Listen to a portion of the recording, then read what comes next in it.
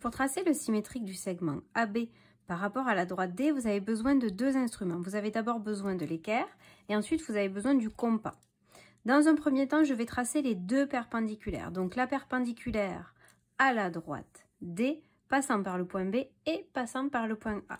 Donc je colle mon équerre, je colle un des deux côtés de l'angle droit sur la droite D et après je fais glisser mon équerre pour aller chercher les deux points.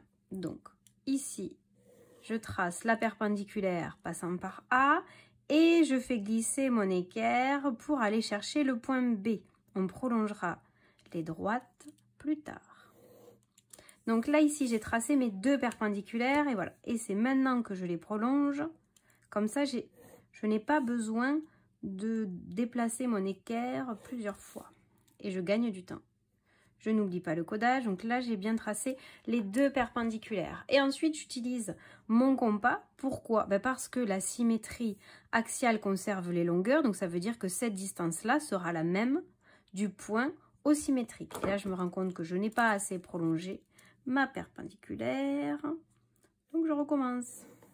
Voilà, là ça devrait être suffisant. Je prends le compas, je pique à l'intersection, je vais chercher mon point A et je fais un arc de cercle pour créer un point d'intersection sur ma perpendiculaire et je vais faire de même avec le point B.